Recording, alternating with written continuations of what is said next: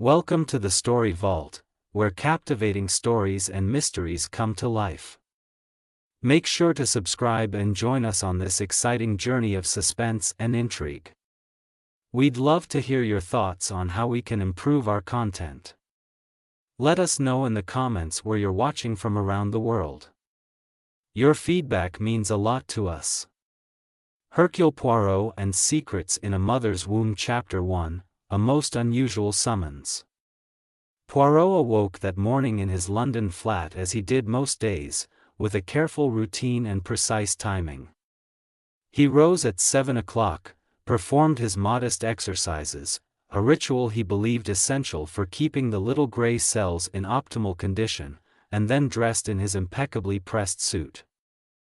After straightening his tie before a mirror and arranging his pockets square just so, he made his way to the breakfast table to savor a perfectly boiled egg, some toast with marmalade, and a strong cup of tea. He had barely finished spreading a second helping of marmalade when he heard his letterbox click. Usually, Poirot's post comprised the ordinary variety: bills, invitations to speak at clubs, or perhaps a letter from an old acquaintance. Today, however, a single envelope lay waiting. It bore the return address of one Lionel Fitzroy, an unknown name to Poirot. Intrigued, he opened it with delicate care, mindful not to damage any potential clue hidden within the paper itself. The letter contained an urgent plea: Mr. Poirot, I am in fear for my life. Those within my household wish me harm, of that, I am certain. I entreat you to come to my estate without delay and protect me from what I believe may be an impending act of violence. I beg you, do not inform the authorities, for reasons I will clarify when we meet. Yours in great anxiety, Lionel Fitzroy. Poirot reread those lines twice. It was an unusual request. In several respects. Firstly, it made a direct appeal for personal protection rather than detection after a crime had already occurred. Secondly, Mr. Fitzroy expressly did not want to involve the police. Such secrecy often signaled one of two things: either a genuine fear of betrayal from someone close or a hidden motive that the writer preferred to keep from official scrutiny. Despite these reservations, Poe's curiosity was piqued. His sense of duty, too, demanded that he investigate further. Thus, he decided at once to accept Mr. Fitzroy's summons. By 10 o'clock, Poe was on a train heading into the countryside, gazing through the window at rolling fields and tidy hedgerows. Now and again, he reflected upon the letter. He knew nothing of Mr. Fitzroy or the household to which he was traveling, but he sensed that behind this simple plea might lurk a complex web of secrets. Upon arrival at a small, quiet station, Poe hired a car to take him on the final stretch. The Fitzroy estate, named Greystone Manor, stood at the end of a winding drive flanked by towering oaks. It presented a stately facade of gray stone, complete with ivy trailing across high windows. A sweeping flight of steps led to an ornately carved front door. When Poe rapped smartly upon it, a somber-faced maid answered. "Good afternoon," he said, doffing his hat. "I am Hercule Poirot, come by request of Mr. Lionel Fitzroy." Her eyes flickered with a hint of relief, though her demeanor remained timid. "Yes, sir. Mr. Fitzroy is expecting you. Please, come this way." She led him inside, past a large hall with dark paneling and an imposing staircase, and up to the first floor. There, she guided him into a dimly lit study where he found a striking figure: Lionel Fitzroy, an elderly man with iron-gray hair, seated in a wheelchair. The man's posture was tense, and his expression unsettled. He glanced sharply at Poe as though assessing whether he should truly place his confidence in this visitor. "You have come," Fitzroy said at once, his voice low and rasping. I feared you might ignore my letter or alert the police, which I expressly forbade. Puo inclined his head politely. Muir, I take your letter most seriously. However, I am uncertain why you distrust the authorities. If, as you say, your life is in danger, it may be prudent to involve the local constabulary. Fitzroy's brow tightened. That is precisely the problem. I trust no one, do you understand? Not the police, not my own family. They all detest me. He gestured towards his wheelchair in frustration. They see me as an obstacle to their inheritances, a cantankerous old man who stands between them and a fortune. Intrigued by this frank admission, Puo drew nearer. So you believe that someone, perhaps more than one person, would be willing to do you harm for the sake of money? Fitzroy's gaze narrowed. Money and hate. You cannot begin to fathom the grievances that have built up in this house. As if to reinforce his words, a soft knock sounded at the door, and a servant appeared, bowing. Sir, the inspector is here as you requested. Shall I show him up? Yes, yes, Fitzroy replied, waving her on. Then, to Puo, he added in a low voice, I asked an inspector I know to visit to discuss a private matter regarding the donation of some valuables, but I did not dare let him suspect how grave the danger truly is. Soon a tall, stern-looking man entered and nodded in recognition of Puo.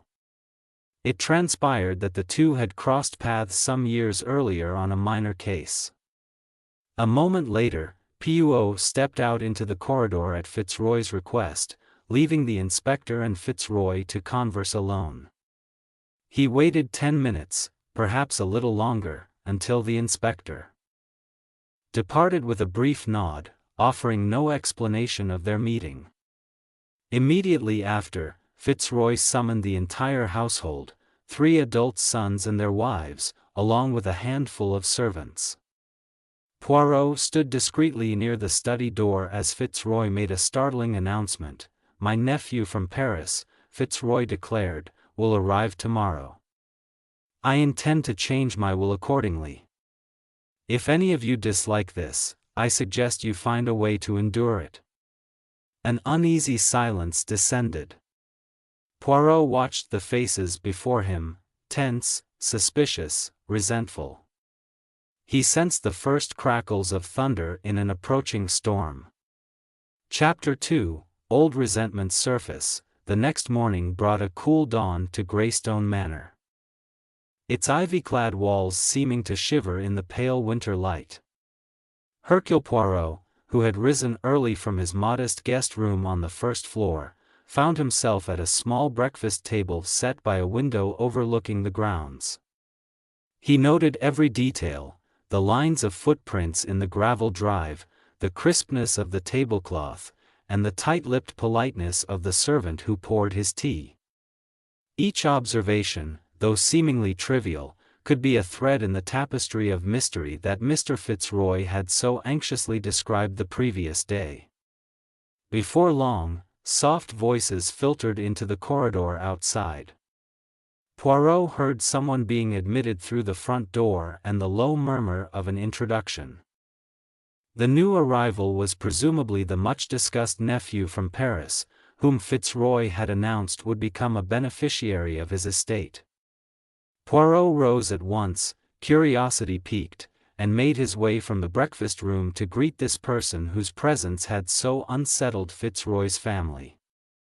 He encountered a slender figure in a dark gray overcoat, standing with a small valise still in hand.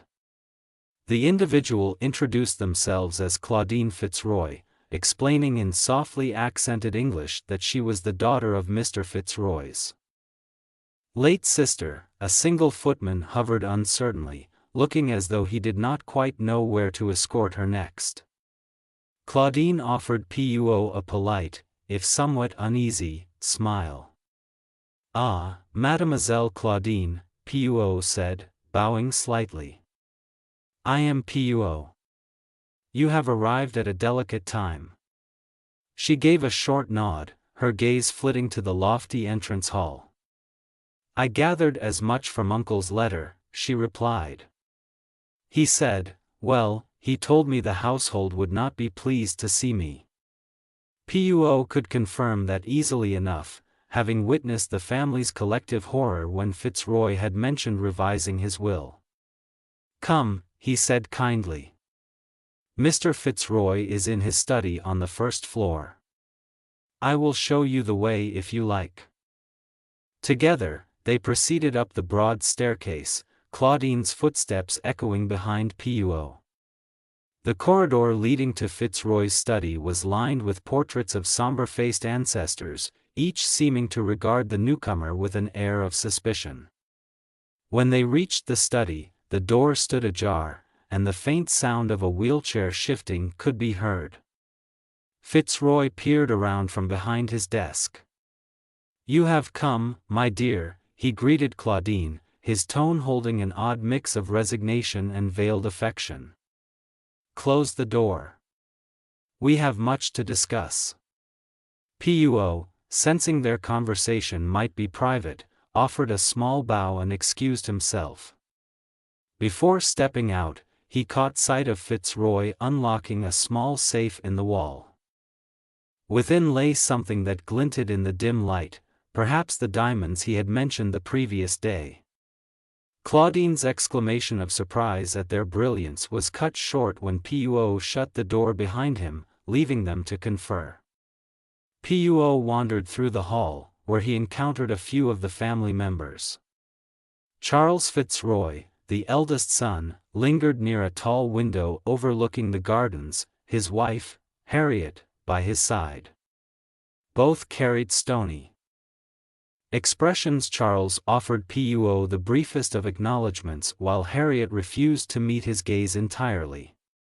How interesting, Puo said stiffly, that my father extends such a welcome to an unknown girl from Paris. He rarely invited even me to his private study. Puo offered a polite shrug. Miss Fitzroy told me he is keen to renew familial ties, he said mildly, though the gesture does seem to cause disquiet. Charles's face tightened. Renewing ties and rewriting wills are two different matters altogether. Puo noted the resentment in Charles's voice and saw Harriet's grim nod of agreement. Yet before Puo could press them further, Charles took his wife's arm and walked away without another word. By the time Claudine emerged from the study, she appeared both thoughtful and shaken. She gave Puo a quick, somewhat apologetic glance and said she would retire to a guest room to rest. I fear I must process all that my uncle has told me, she explained, voice trembling. It's more than I expected. Puo watched her ascend another set of stairs to a second-floor bedroom. What unsettling secrets might Fitzroy have shared? Puo recalled that the old man had admitted to a lurid past, stolen diamonds, violence, a life lived under suspicion, and the weight of guilt. Perhaps Claudine was hearing these stories for the first time. The day passed slowly. Servants moved with hushed efficiency, setting lunch in a small dining room, but few members of the household gathered to eat. Puo saw Edward and Miranda Fitzroy engaged in a low conversation in one corner, while Julian and Lucy Fitzroy dined hastily before departing to the gardens. Each branch of the family seemed to exist in its own orbit, rarely intersecting with the others. As evening approached, the usual routine of a communal dinner was prepared. A long table was laid out with crisp white linens, polished silverware, and flickering candlelight. The tension in the air was palpable. Puo could practically feel every set of eyes searching for signs of what might happen next. Claudine arrived looking pale, her hair neatly pinned but her manner subdued. Charles and Harriet sat side by side in silence. Edward and Miranda made a show of idle conversation, though beneath the surface they appeared restless. Julian toyed nervously with his napkin while Lucy stared down at her plate. Yet, for all the subdued conversation that drifted around the table, one person's absence was unmissable: Lionel Fitzroy himself. The family waited for him to appear with the same uneasy resignation one adopts when dreading a difficult confrontation. 10 minutes passed, then 15. At last, Lucy Fitzroy gave a worried glance towards Puo. "Shall we send someone to fetch father?" she asked, addressing Charles, though it was Puo who stood. "I shall come with you," Puo offered, pushing his chair back. A faint ripple of relief seemed to pass over the group. Perhaps it was easier to let the detective bear any difficult encounter with the capricious old man. A maid met them in the hallway. She wrung her hands nervously. "Sir, I went to ask Mr. Fitzroy if he wished his dinner served upstairs, but the door was locked, and he did not answer. I knocked several times." Charles, hearing this, sped his pace. Puo, following close behind, felt a cold certainty bloom in his chest. Something was very wrong. They reached Fitzroy's door, finding it indeed locked from the inside. There was no response to Charles's pounding fist, nor to Puo's pleas. In the end, Charles and Puo braced themselves and forced the door open. One look inside, and Charles recoiled with a cry of horror. The wheelchair stood askew.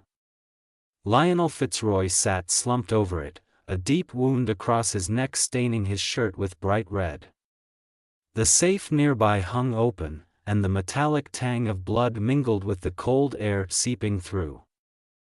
An open window. Pooh's sharp gaze darted to the sill where a ladder was propped against the outer wall.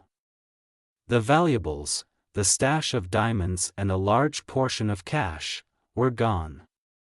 Pooh's eyes narrowed. The air was thick with tragedy, and the swirling secrets that had brought him here now coalesced into one stark truth: Lionel Fitzroy had been murdered. Chapter 3, Shadows Behind the Ladder. A chorus of gasps and hushed cries spread from the bedroom door. Charles Fitzroy, ashen-faced, turned quickly from the ghastly scene of his father's body, while Pooh stepped inside, his senses on high alert. The late Mr. Fitzroy was hunched forward in his wheelchair, the cruel slash across his neck delivering a stark message: this was no accident. "Charles," Pooh said softly, "please gather the household downstairs. Ask someone to summon the police. It is best we preserve the scene and permit no further disturbance." Charles swallowed hard and nodded, grateful to have a practical task to anchor him in this moment of shock. He hurried away, footsteps echoing in the corridor. Pooh edged closer to the open window. The cold evening breeze rustled the curtains, allowing a faint draft into the stuffy room. Outside, a wooden ladder leaned against the stone wall, as if an intruder had climbed to the first floor, slain Lionel Fitzroy, and vanished again. Pooh paused to study the sill. "Ah," he murmured. No obvious footprints, yet it was wet outside. And he would have expected at least some sign of mud or grit if someone had used that ladder recently. Stooping down, he inspected the floor beneath the window. A single tiny clump of earth was visible near the edge of a patterned rug. Could it have fallen from the murderer's shoe, or might it be a mere decoy? He turned back to the body. Despite the dreadful nature of the wound, the rest of the room seemed curiously undisturbed. The safe door was flung wide open. Pooh remembered seeing Fitzroy reveal its hidden treasures to Claudine earlier, diamonds that glinted with unnatural brilliance and a large amount of money in neat bundles. Now, the safe was empty. A low voice from the doorway made Puo glance up. It was Claudine, clutching at the door frame in horror.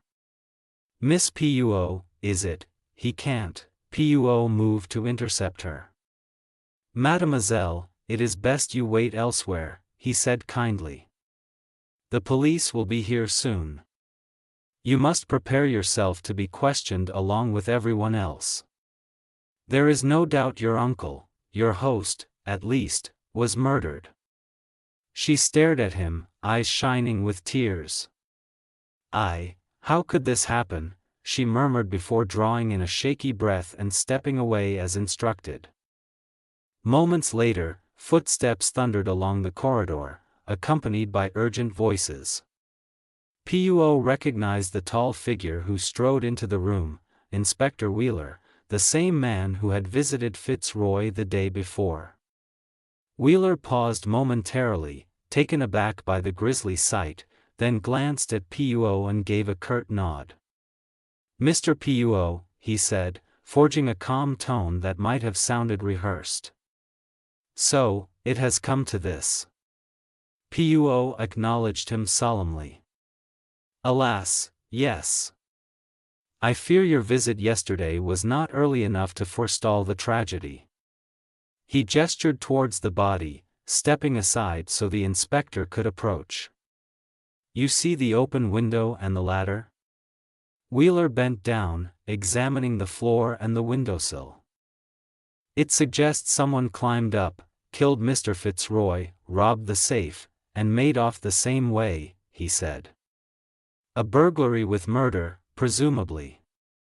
"Perhaps," Puo murmured, "though I never rely too heavily on the first impression. Criminals sometimes stage a scene to mislead us." A tense silence followed as Wheeler jotted notes in a small black notebook. Presently, he turned to Puo, voice lowered. "I'd prefer we keep our discussions private for now. We don't want to alarm the family unduly." Puo inclined his head. "I shall speak with each of them one by one, if you please, outside in the corridor." The gathering family members formed a small cluster of stunned faces. Edward and Miranda Fitzroy stood rigidly side by side, while Julia and Fitzroy tried to comfort a trembling Lucy.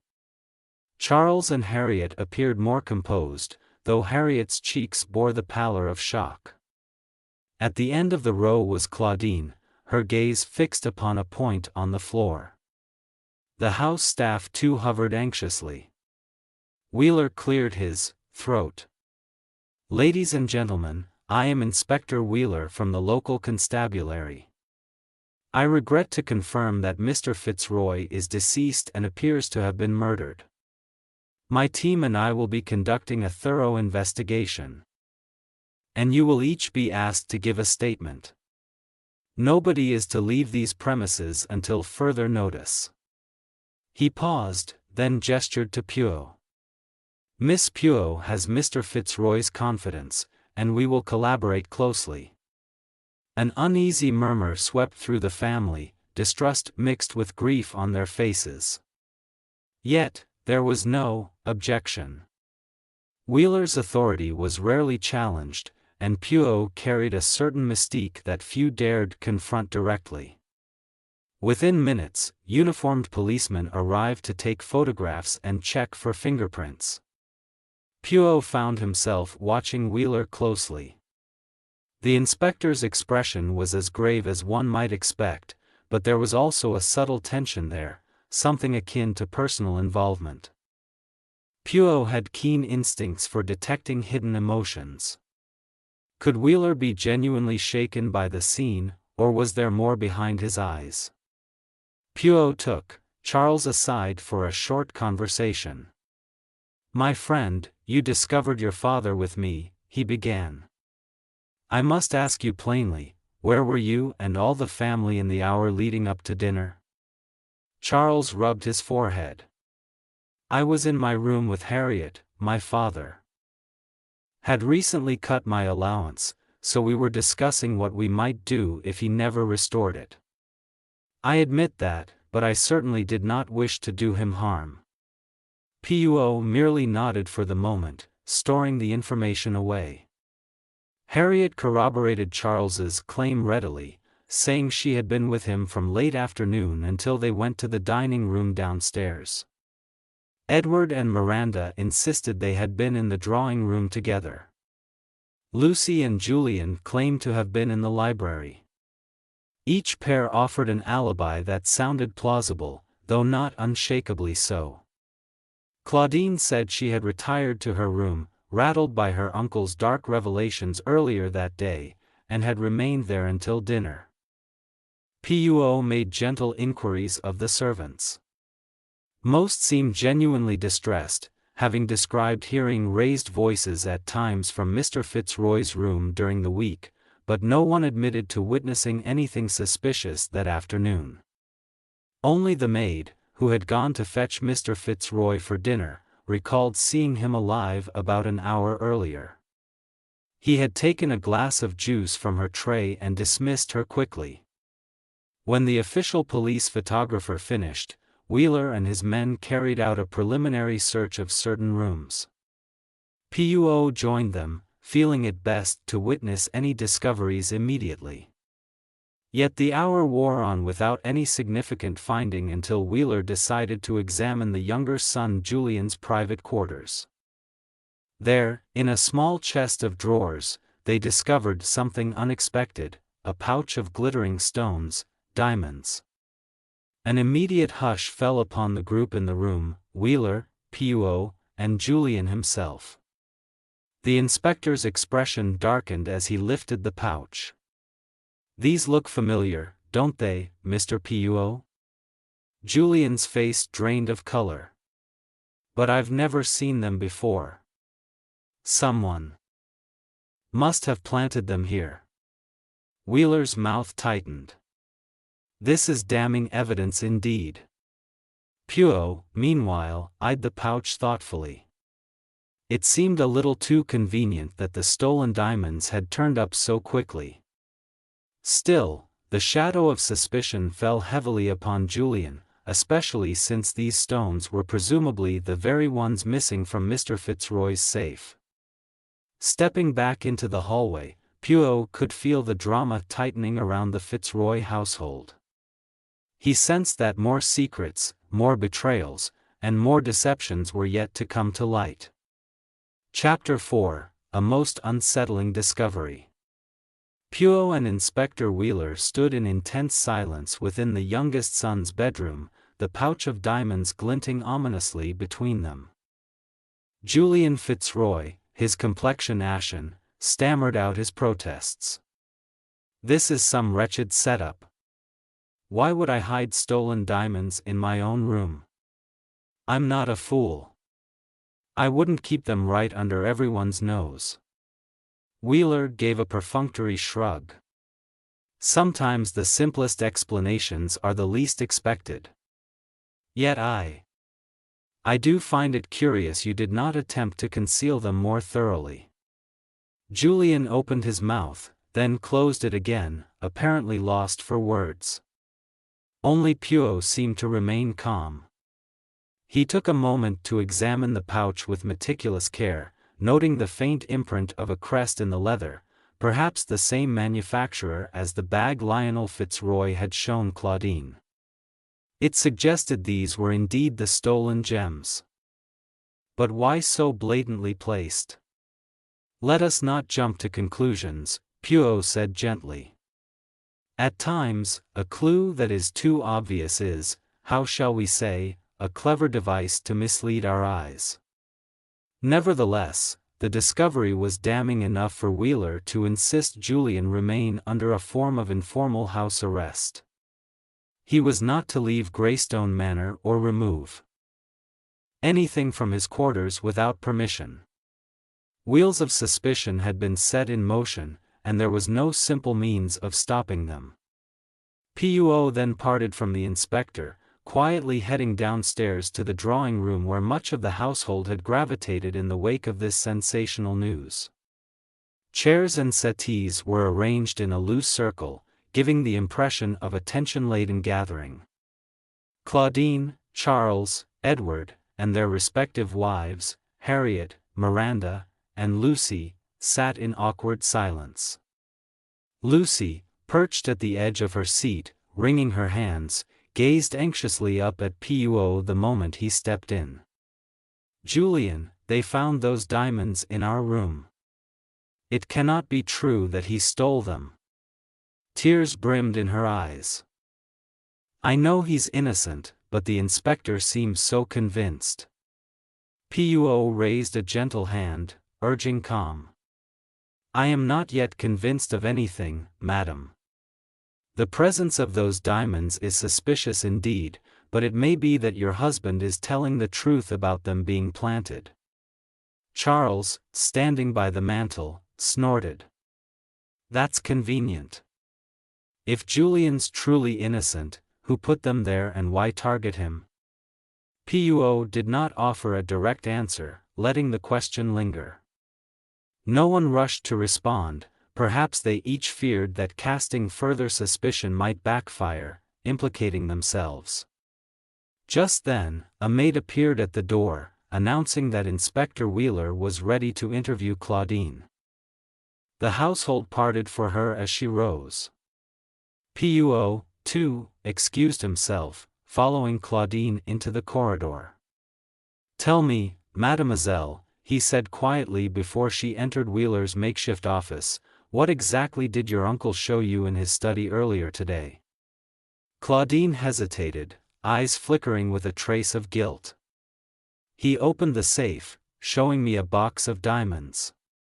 Then he mentioned he intended to leave them to the police charity. Said something about meeting the inspector to formalize that donation. Afterwards, he told me a story." Poirot waited patiently, his gaze steady. "A story?" She exhaled shakily. "He confessed he stole those diamonds years ago in a desperate act. He spoke of greed, betrayal, a murder. He implied his wealth was built upon that theft." The detective inclined his head. "Mercy, I have also heard something of that nature from your uncle." "Stay calm, mademoiselle. The inspector will undoubtedly ask you about such matters." With a small appreciation, a nod, Claudine disappeared into the room where Wheeler waited. Poirot listened outside for a moment. Snippets of low conversation drifted through the door, Wheeler's firm questioning, Claudine's halting replies. Though no distinct words reached him, it seemed the nephew was retelling Fitzroy's confession. Deciding not to linger uselessly, Poirot crossed the house to a small parlor where a wide bay window overlooked the estate's front drive. The winter sky was leaden, the early dusk tinted with a foreboding gloom. A single motor car stood in the gravel courtyard, Inspector Wheeler's presumably. Within the next few hours, no doubt more members of the official force would arrive to conduct searches, question the staff, and examine every corner of Greystone Manor.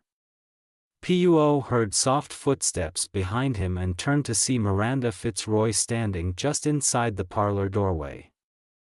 A quiet, introspective woman, she seemed agitated. "Miss Poirot," she said in a low voice, "I must speak with you privately if you have a moment." He offered a reassuring nod and beckoned her to a chaise near the window. She sat, smoothing invisible creases in her skirt, while Poirot eased into a seat across from her. "My husband Edward is a rational man," Miranda began. "He has never truly approved of his father's methods or manner, yet he respected him all the same. I fear Edward is deeply troubled. He can't imagine who would commit such a monstrous act, but I have noticed he's not entirely himself tonight." Poirot observed her trembling hands. "Is your husband worried about being suspected?" Miranda hesitated. "We discussed it at length. He swears he had no reason to kill his father. Yes, Mr. Fitzroy could be cruel, but Edward always believed the best thing to do was keep peace until the inheritance was sorted. Now there's talk that Mr. Fitzroy intended to include Claudine. Perhaps Edward has regrets. Did he show enough loyalty, enough affection? She paused, swallowing, her gaze distant. He seems haunted, Mure Pio. I've never seen him so silent, so on edge. Pio considered the layered fears that might grip every member of the family: fear of suspicion, fear of financial ruin, fear of hidden truths being exposed. "Thank you for confiding in me, madam," he said softly. "Fear can breed many things, none of them pleasant. In such circumstances, it is best to remain vigilant, observe carefully, and if you notice anything more unusual about Edward, do let me know." Miranda nodded solemnly. "I will, Mure. My father-in-law's death has cast a terrible shadow over us all. I pray you will uncover the truth soon." With that, she excused herself, leaving Pio alone again with his thoughts. The detective remained seated for several minutes, gazing at the darkening sky. He counted in his mind the rising number of questions. Why had Lionel Fitzroy entrusted so much to the inspector? What precisely had passed between them? And then there was Julian's predicament: why frame him? If indeed that was what happened? Presently, Pio recalled Claudine's mention of a murder connected to the original theft of the diamonds. That old crime, it seemed, was a seed of destruction that had grown over decades, bearing its bitter fruit only now. He resolved to speak with Wheeler, though he suspected the inspector might be less than forthcoming. Something about Wheeler's demeanor suggested he was playing a deeper game. Could it be professional ambition, or was it something more personal? As Poirot rose and moved to depart the parlor, he murmured, "Old resentments, old sins, they do not always remain buried. I suspect the key to this murder lies long in the past." Chapter 5, Secrets Laid Bare. The following morning brought a slow, gray light over Greystone Manor. A light drizzle spotted the windows, as if nature itself offered a teary lament for the tragedy that had befallen Lionel Fitzroy. Hercule Poirot, having awakened early from a fitful sleep, took a solitary stroll through the long upstairs corridor.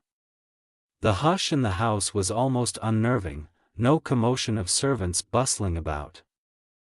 No low murmurs of familial chatter. It was as though the estate held its breath, waiting for some new development to break the tension. Poirot made his way to the small library at the back of the house, where he had arranged to meet Claudine Fitzroy, so-called niece of the deceased. She arrived promptly, quietly shutting the double doors behind her as though she feared eavesdroppers.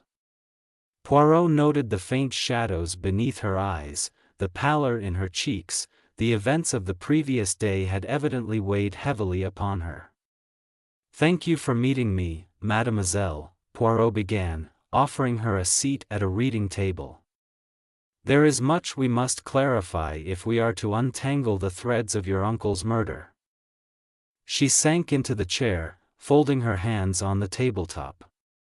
"I will tell you whatever I can, Monsieur Poirot," she said, her voice subdued. "My position here is complicated. Everyone looks at me as an intruder, and now the house is under suspicion from top to bottom." Poirot inclined his head sympathetically.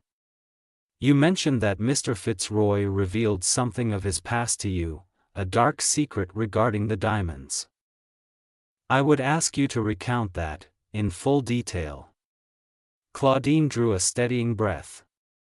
"He told me he had stolen the diamonds long ago. He did not name precisely where from, only that he and a close friend had carried out the theft together. But afterwards, in a fit of greed, my uncle turned on his friend, took the diamonds, and killed him to ensure no one else profited. It was an awful story. He seemed half proud, half haunted by it. He claimed those diamonds were the seed from which he built his fortune." Pooh listened intently, nodding for her to continue. Did he mention anything else, for instance, something about a woman he abandoned in the past? Claudine paused. He did say he had wronged someone, a woman who had cared for him after an accident. He admitted leaving her pregnant and alone. He felt certain she must hate him, but he brushed it off, saying life had moved on. Pooh's dark eyebrows rose slightly. The revelation fit neatly with certain inklings he had begun to form regarding the inspector, yet he kept his thoughts to himself for the moment. Mercy, one more question, if you please. He also told you the reason he summoned the inspector? No, something about donating the diamonds? Yes, Claudine confirmed. He intended to donate them to the police charity. He felt it might serve as a kind of public absolution, a way to atone for his misdeeds. Pooh nodded solemnly. I see. Just then, the library doors swung open, and in stepped Inspector Wheeler. Claudine startled, pressing a hand to her chest. Pooh remained seated, merely glancing at the inspector with polite interest. The officer's gaze flicked between them before he addressed Claudine. Pardon the interruption. I have more questions for you, Miss Fitzroy, but I'll wait outside until you're finished with Miss Pooh. Claudine rose quickly and left. Her posture tense, Wheeler shut the door behind her, and for a moment, silence reigned. Poirot studied the inspector's stance. It was guarded, shoulders stiff, eyes appraising. Poirot, Wheeler said, a touch strained in his tone, I trust you are making progress in this matter. Poirot folded his hands. I gather you are eager to see this case resolved, mon ami. I have learned interesting details regarding Mr. Fitzroy's intention to donate his diamonds to your police charity. For an instant, Wheeler's face froze, then he gave the slightest shrug. Yes, he mentioned something to that effect. He and I were old acquaintances. He felt it might be good publicity to make such a donation through official channels. Poirot regarded him carefully. Old acquaintances, you say? One wonders how you first came to know a man like Lionel Fitzroy. Wheeler's jaw tightened, but he kept his voice neutral. I encountered him during a previous investigation years ago, that is all. Now, if you excuse me, I have official duties to attend to. Without another word, he strode out, leaving Poirot with the distinct impression that there was far more to Wheeler's connection with Fitzroy than he chose to reveal. Shortly after Wheeler's abrupt departure, a new arrival came to Greystone Manor, the late Mr. Fitzroy's solicitor, a tall man with silver-rimmed spectacles named Mr. Lawrence. With somber efficiency, he gathered the household family members, Claudine included, into the drawing room to read the terms of Lionel Fitzroy's will. Poirot and Wheeler stood discreetly at the back, observing. The reading was brief but caused a wave of subdued shock. Fitzroy had left the entirety of his estate to be divided equally among his three sons, Charles, Edward, and Julian. No mention was made of Claudine Fitzroy nor of any nephew from Paris. Neither were there provisions for the diamonds, which presumably Fitzroy had intended to donate separately. A flicker of dismay passed over Claudine's face. She looked from one family member to the next, then to Mr. Lawrence. My uncle led me to believe that I would be included in his new will, she murmured. Why would he? It was Poirot who answered, his voice gentle but carrying a note of finality. Perhaps because Monsieur Fitzroy knew you were not, in truth, his niece. He made a show of saying he would alter the will, but in the end, he did not. A hush of astonishment settled over the group. Claudine bowed her head under the silent, weary stares of Charles, Edward, Julian, and their spouses. She confessed she had come in her late friend's place. That friend, she explained, had been the real nephew who passed away unexpectedly. Claudine, deep in financial troubles, had seen an opportunity for inheritance. "I hoped for understanding," she said, her voice trembling. "I never dreamed it would end like this, with him murdered and me exposed as an impostor." Charles shot to his feet.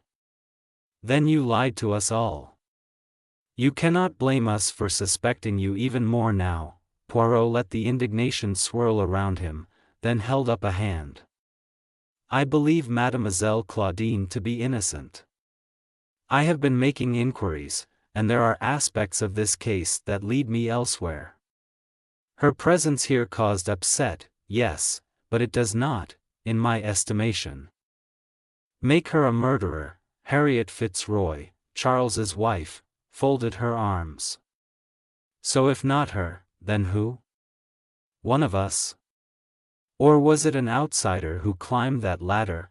Before Poirot could answer, the inspector stepped forward in a brusque manner. "For now," he said, "we will treat everyone in this household, Miss Fitzroy included, as persons of interest.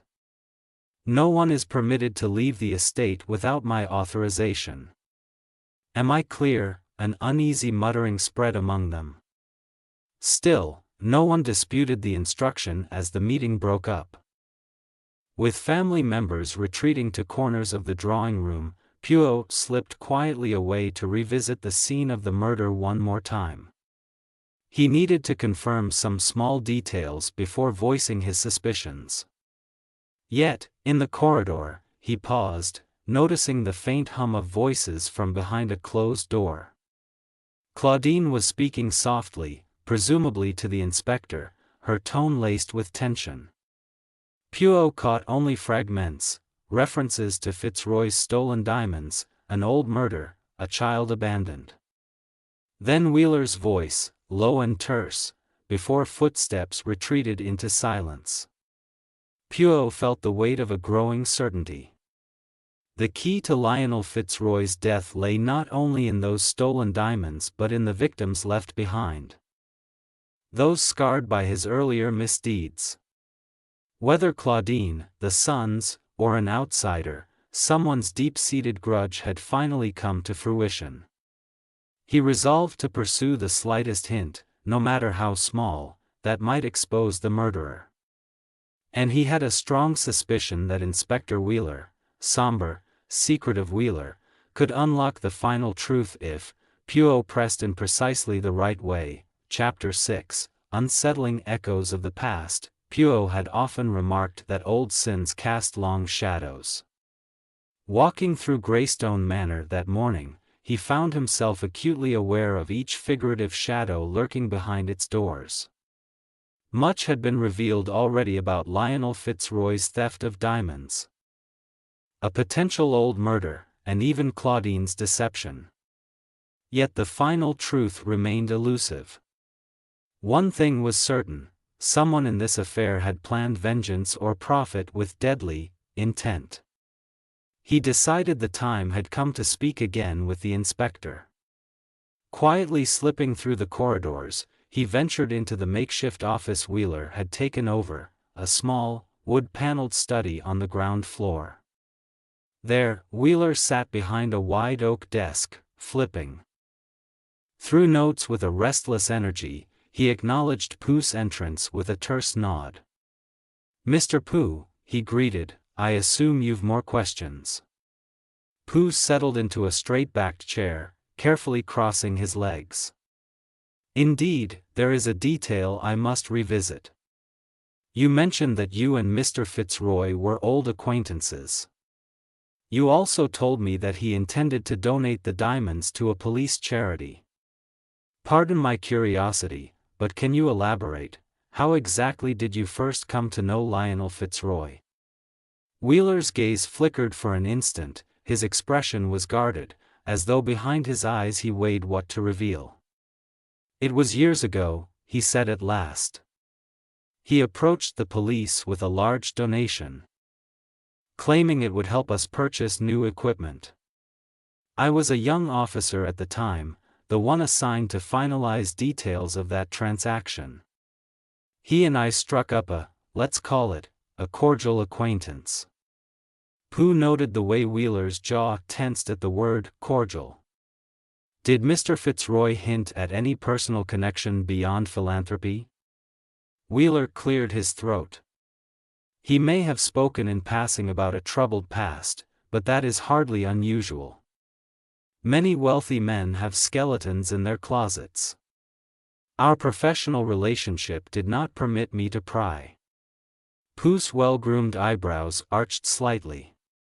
Yet from what Claudine has told me, Fitzroy was especially keen for your involvement. Now, he wrote to me that he suspected danger. If he trusted you so much, why did he also summon me? A faint tick of Wheeler's mouth suggested irritation. He was being cautious. Perhaps he wanted an independent witness, and you, with your reputation, fit that role. Is that not plausible? Indeed it is. Pooh rose, slipping his hands behind his back. Forgive me for troubling you, Inspector. He offered a short bow and left, though his mind whirled with questions unspoken. Outside the study, he nearly collided with Harriet Fitzroy, who was pacing the corridor in clear agitation. She pressed a hand to her brow. Miss Poirot, my husband is so tense. This entire house bristles with suspicion. I wanted to ask if you have reason to believe Charles is involved. Poirot regarded her kindly. Madam, rest assured that I draw no conclusions prematurely. Your husband has a certain bitterness toward his father, yes, but so do many in this household. Each of you had grounds for frustration or anger. That alone does not prove guilt. Harriet exhaled, relief tempered by worry. Charles was always overshadowed by his father's relentless criticisms, but that does not make him a murderer. I hope you find the true culprit soon. The strain on everyone, especially Lucy with Julian under suspicion, feels unbearable. At the mention of Julian, Poirot excused himself and headed off to locate the youngest Fitzroy son. He found Julian secluded in the library, slumped in a high-back chair, elbows resting on a table strewn with half-burned candles and neglected books. Lucy stood behind him, a hand on his shoulder. Julian's brow furrowed at Poirot's approach. Miss Poirot, I know you've seen those diamonds in my drawer. You know how absurd it is that I would simply hide them so openly. Please, if you've discovered anything, help clear my name. Poirot quietly pulled up a seat. Muir, I sympathize with your predicament. It appears very much like a frame-up. Yet to uncover who planted those diamonds, we must ascertain who had the greatest opportunity. Have you observed anyone entering or leaving your room unexpectedly in the last day or two? Julian shook his head, frustration mounting. Not precisely, though I noticed the inspector lurking about upstairs at odd times. But then, he has reason, he's investigating. I can't rightly say I saw him near my room. Lucy squeezed Julian's shoulder gently. Miranda mentioned she passed a housemaid by the upstairs landing earlier yesterday after Lionel Fitzroy's death. The maid carried bed linens, but something seemed off about her manner. Could she have sneaked inside to plant the pouch? Pooh's gaze flickered with interest. Possibly, or that could be another red herring.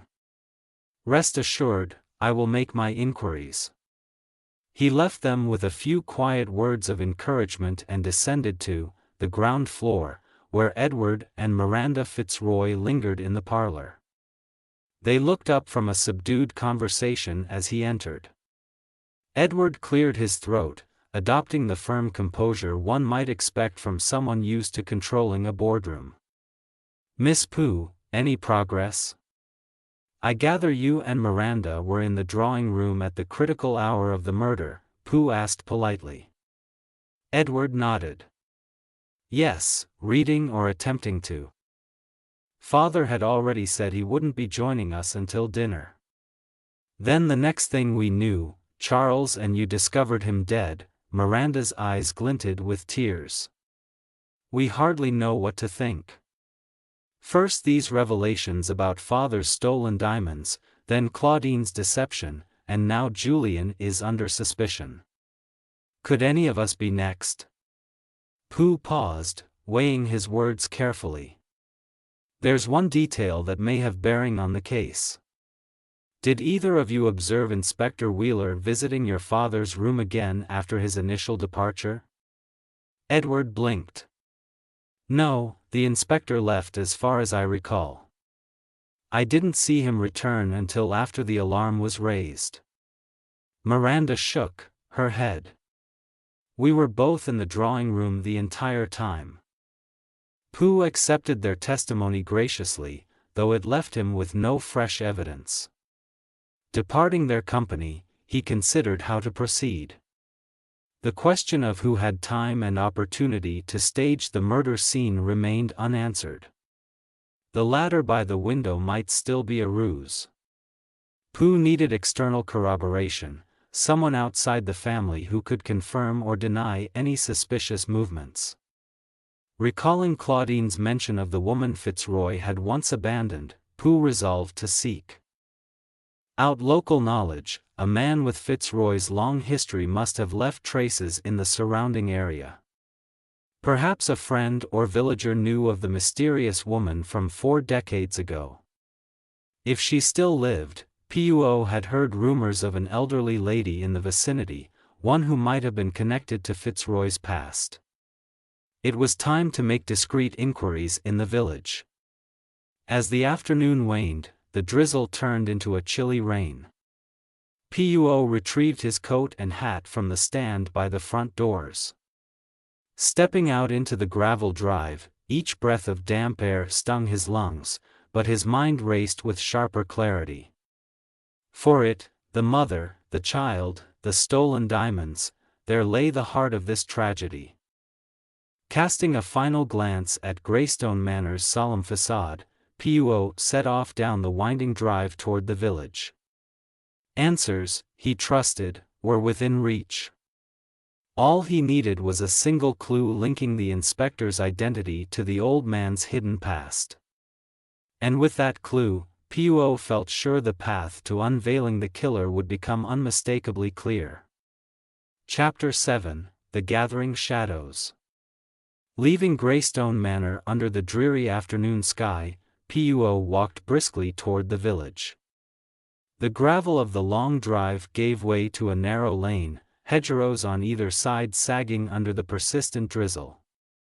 His coat collar turned up, he consulted a small slip of paper, the address of an elderly woman who, according to a local shopkeeper, might have known Lionel Fitzroy decades ago. The house in question was a modest cottage, half hidden by unkempt shrubs. A wisp of smoke rose from the crooked chimney. Pooh rapped lightly on the door. After some rustling within, it opened to reveal a bent, gray-haired woman gripping a shawl about her shoulders. Her sharp eyes looked Pooh up and down. "Yes," she said, voice quavering with age yet edged with caution. Pooh bowed, respectful as ever. "Madam. My apologies for disturbing you. My name is Hercule Poirot. I am investigating the death of Mr. Lionel Fitzroy, late of Greystone Manor. Might I speak with you about him?" Her lips compressed into a tight line. She clutched the door frame as though steadying herself. "Fitzroy is dead, then?" she asked. Pooh caught the flicker of emotion passing across her face, anger, perhaps, mixed with something else. "I have heard rumors, but I expected no good end for that man. You had best come in." Inside, the cottage was tidy yet Spartan.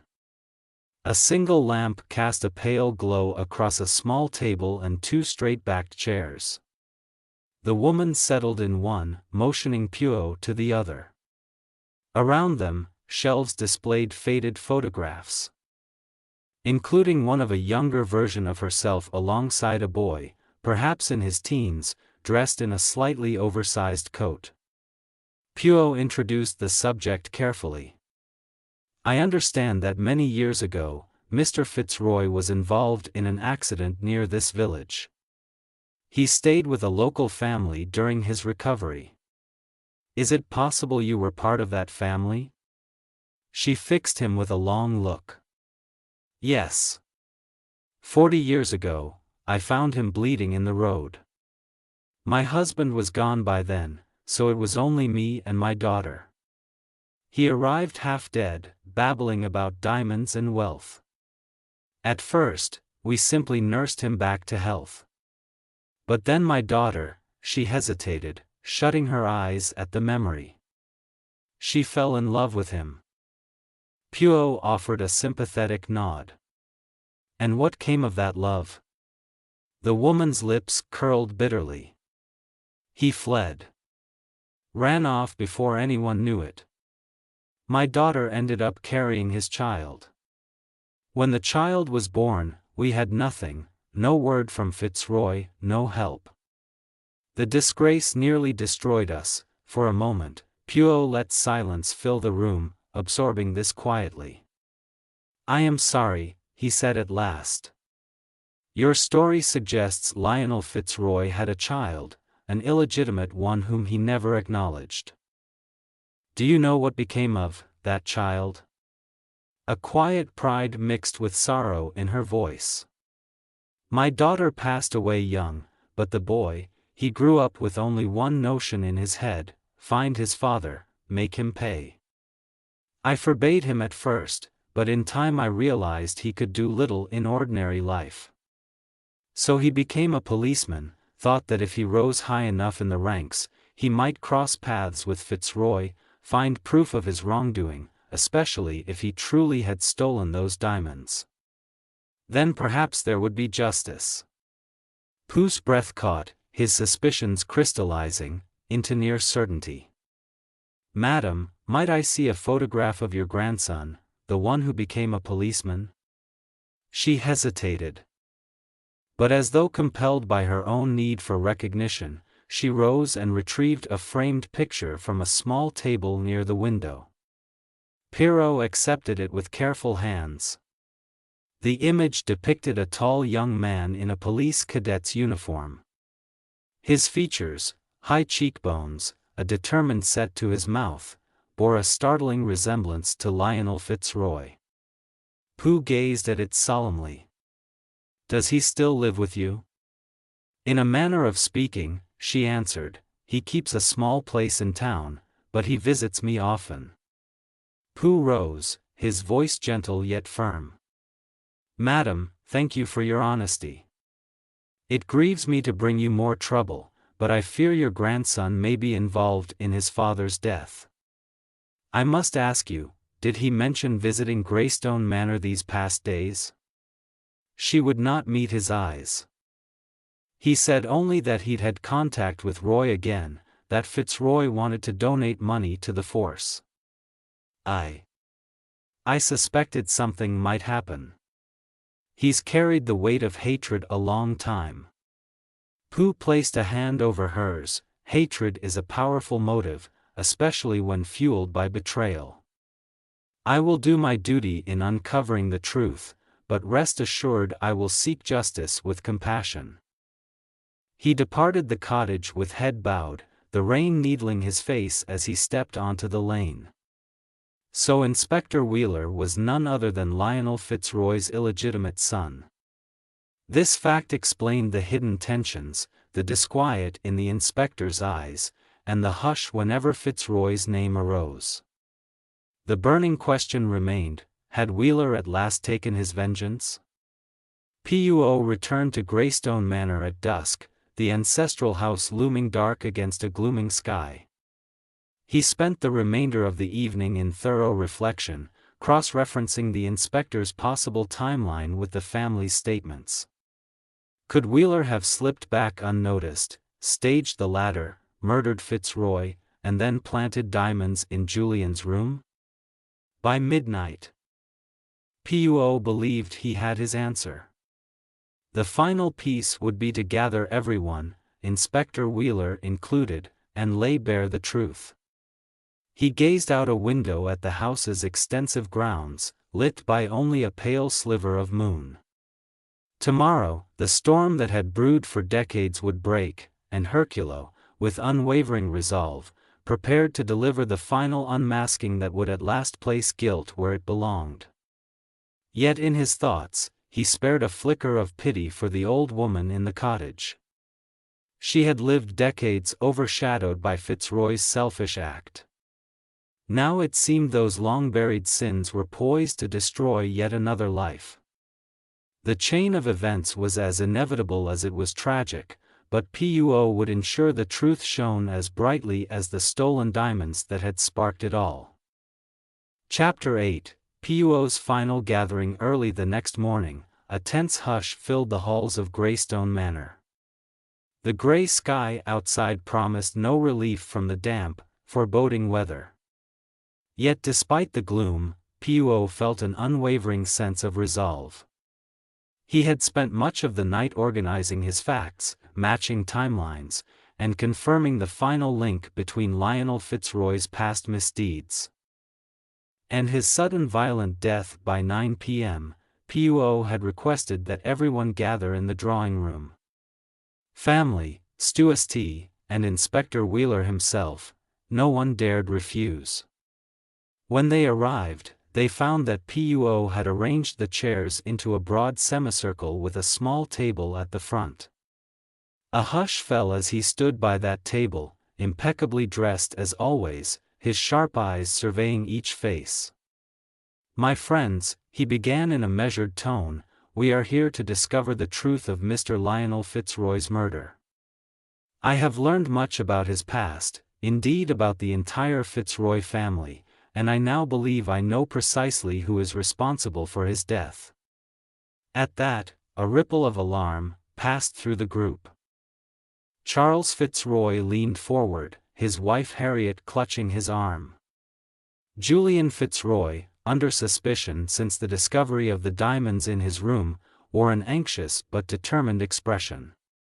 Edward and Miranda exchanged concerned glances. Claudine, the self-confessed impostor niece, stood somewhat apart from the others, her gaze flickering hopefully toward Poirot. Inspector Wheeler loomed at the back, his features fixed in a grim mask. Poirot cleared his throat. "Permit me to summarize events.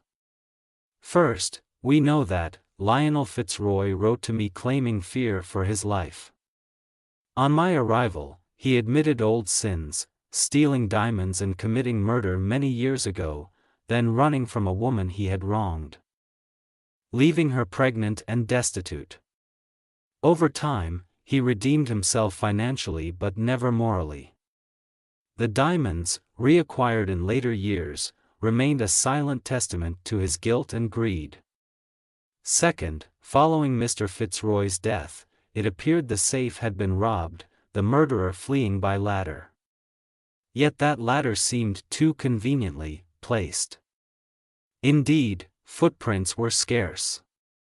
This indicated the break-in might have been staged, the actual killer perhaps someone inside or at least someone who already had access to the house. Third, the stolen diamonds were discovered hidden in Julian Fitzroy's room. Julian protested innocence, citing that no clever thief would plant incriminating evidence where it would be found so easily. I found his argument compelling. Fourth, and crucially, we have the role of Inspector Wheeler. Fitzroy confided to Claudine that he wished to donate his diamonds to the police charity, and he summoned Wheeler specifically. I have discovered that Fitzroy and Inspector Wheeler had a connection far deeper than mere philanthropy. Puo paused, letting silence draw tight around them. Wheeler's face, hitherto impassive, twitched at the edges.